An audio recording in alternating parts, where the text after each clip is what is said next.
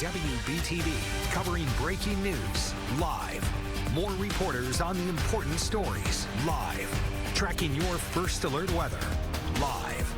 Wbtv News live at 5 starts right now. Live at 5, deputies in Stanley County have been investigating all day. This after a deadly officer-involved shooting early this morning. On your side is what officials say led up to this shooting. Alicia? Well, Siobhan, not one, not two, but 3 first alert weather days in the 7-day forecast. We've got rain and a major cool down on the way. I'll explain next. And a day of heartbreak for one Chester County family as they relive the night their son was killed in a traffic collision. The judge's response to the suspect's attempt to have the charges dropped. And a man is dead after exchanging gunfire with a state trooper and a Stanley County deputy. Thanks for staying with us. I'm Siobhan Bryan. This happened before 2 this morning on Highway 73 in Stanley County. Investigators from the SBI have been on the scene for most of the day, collecting evidence from the crime scene. WBTV's David Wisner is live near the scene now. So, David, there were 2 crime scenes here.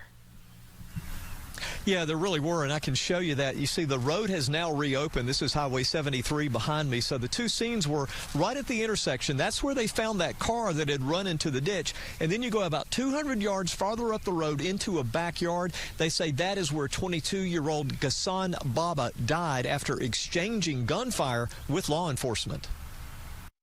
This doesn't happen around here. This is God's country. This is small town America where we all live, you know. But something intruded on this idyllic scene early this morning. Highway 73 was blocked for hours near Lowell Road. The sheriff says a man, now identified as 22-year-old Ghassan Radwan Baba of Albemarle, ran his car off the road and into this shallow ditch, striking a stop sign and utility pole. A passerby called 911. A deputy and trooper responded. They say they found Baba outside the car and noticed a gun in his waistband. The officers found the driver armed, confronted him, gave him commands. He refused those commands. After refusing the commands, the driver opened fire on the officers. The officers returned fire, striking the suspect, who was pronounced dead at the scene. Gary Krause said he heard one burst of gunfire. A little lull and another burst, and there's a lot of shooting. I don't know how many shots were shot, but it was like fireworks. It was bang, bang, bang, bang, bang, bang, bang, bang, and there was a lull and then another burst like that. The sheriff says his deputy and the trooper were not injured. Both the trooper and the sheriff's deputy, they're extremely lucky. Work crews replaced the stop sign while investigators continued searching for evidence where the shooting happened. Gary Krause is still in disbelief at what he heard, and he didn't realize what had happened until this afternoon. Freaked me out a little bit, you know. I could tell it was gunshots, and when the second burst came, it was like, oh crap. And I almost thought about rolling off on the couch, on the floor, you know, because I didn't know bullets coming through the house or whatever, you know. And a couple of notes as we go further here. We did learn that both the state trooper and the deputy from Stanley County, they're on administrative leave, and that's routine because the SBI is doing this investigation. We also found out today the Stanley County Sheriff's Department says they've never had an interaction with Baba. They're not aware of him having a criminal record, and they just don't know what led up to this incident that happened right up there this morning. Reporting live in Stanley County, David Wisner, WBTV, on your side. David, thank you. Live at 5, one Lincoln County man is in jail this evening after a lengthy drug investigation by the sheriff's office. The Lincoln County Sheriff says Chad Caldwell is charged with several charges related to trafficking and attempting to sell drugs. One officer served a search warrant at an outbuilding on Buffalo Shoals Road. They found methamphetamine, fentanyl, mushrooms, marijuana, and a firearm that they say was stolen from Rock Hill.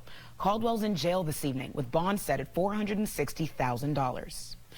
Live at 5, the family of a 17-year-old who was killed after fleeing from police last year is now planning to sue the city of Greensboro and the officer involved. Wakita Doherty's teenage son, Nasanto, he's on your screen right now, was shot and killed by a Greensboro officer last August. Reports say officers stopped the car. Nasanto and several other people were in that car, but when they found out the car was stolen, the driver reportedly fled and several people ran off. The family retained National Civil Rights Attorney Harry Daniels, who represented the family of Andrew Brown. We want to know why the judge in this case put this family under a gag order so that they would not say anything in the immediate moments and the time that has transpired since they seen the video We also received this statement from Greensboro Police today saying, quote, "This is an independent SBI investigation. GPD is still awaiting on the conclusion of the SBI investigation, and when they're done, they present to the DA. Only then does GPD receive the investigative report." The officer involved has been placed on administrative duty since the day of the incident and remains on administrative duty, which is standard protocol, end quote. Live at 5, an App State student was arrested after officials say he posted a threat on social media. According to an email the university sent out to students, Pierce Chase was arrested at a dorm on campus last night after police say he posted a threat on Yik Yak. Officers say they did not find any weapons in his dorm room and say there's no threat to students or staff on campus.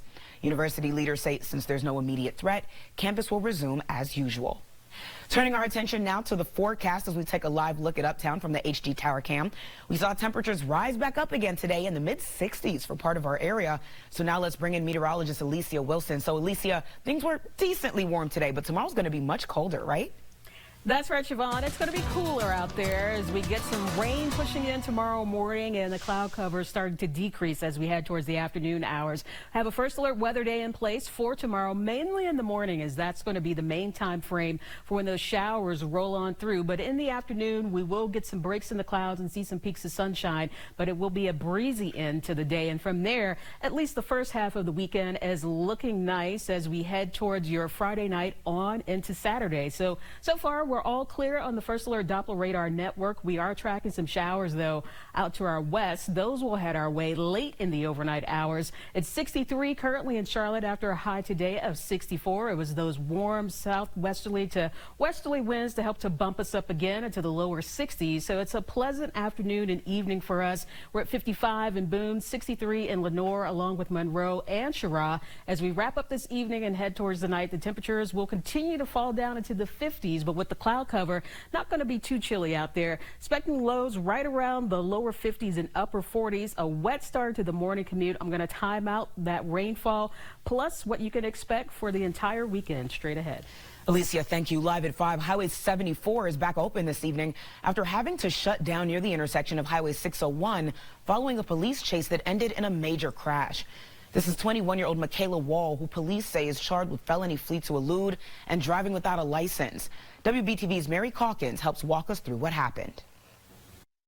According to North Carolina State Highway Patrol, Michaela Wall was traveling 117 miles per hour in a 55. That was at the Union and Mecklenburg County line. That's when state troopers tried to pull her over. She did not stop and a chase followed. Troopers say Wall eventually hit a utility pole and another vehicle at this intersection. They say she jumped out of the car and tried to run away before she was arrested. Luckily, no one was hurt, but there was major damage here. Power lines scattered across the street, and the highway was shut down with officers redirecting traffic on both sides. Crews worked for several hours to fix the power lines. 21-year-old Michaela Wall is facing 7 charges, including speeding, reckless driving, and failure to stop. She is being held on a $100,000 bond. In Monroe, Mary Calkins, WBTV, on your side. Mary, thank you. A former North Carolina congressional candidate from the western part of the state pleaded guilty to violating campaign finance law. The Justice Department says Republican Linda Bennett of Maggie Valley accepted a plea deal for accepting contributions in the name of another. Bennett was backed by then-President Donald Trump and his chief of staff, Mark Meadows, in her 2020 run for Meadows' former House seat. Her sentencing is scheduled for June 20th. She's likely to receive probation instead of jail time. Live at 5, the Moore County Sheriff says he's now looking into whether hate groups were involved in the attack on the county's power grid. You may remember 45,000 people lost power for several days after someone shot up 2 substations in December. Law enforcement still doesn't know who's behind the attack. Sheriff Ronnie Fields says they're sifting through cell phone records in the area of those substations the night of that shooting.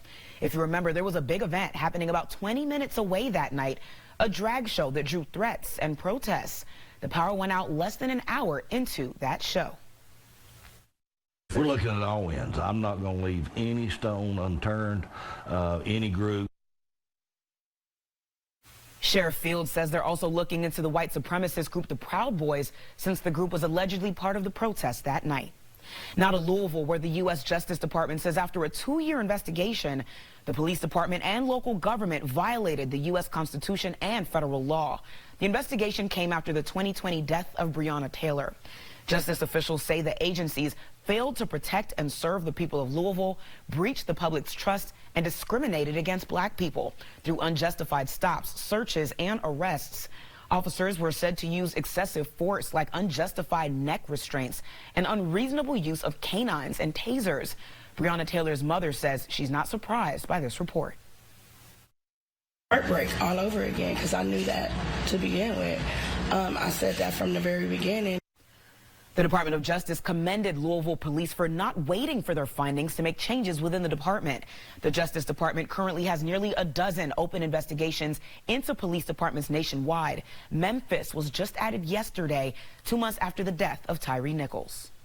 Right now, taking a live look at Capitol Hill after lawmakers heard legislation that would ban transgender women and girls from competing in women's sports teams. The Protection of Women and Girls in Sports Act seeks to change Title IX. It would determine sex as, quote, based solely on a person's reproductive biology at birth, end quote. Members of the Congressional Equality Caucus say the proposed ban is part of an anti-LGBTQ+ agenda. This is part of a larger coordinated attack against transgender people in the larger community. We've seen hundreds of anti-equality bills, with many specifically targeting transgender people introduced in states across the country this year. The proposed bill says that any school that allows transgender women to compete on women's or girls' teams would lose federal funding. Next, live at 5. A suspect in court once again in Chester County asking for bond after the death of a 7-year-old during a really bad accident on the freeway behind me. Did that suspect get that bond? I'm Ron Lee. I'll tell you, coming right up. And calls for justice after 4 Americans were kidnapped while traveling in Mexico. The Charlotte activist now calling for something to be done after 2 of the victims died.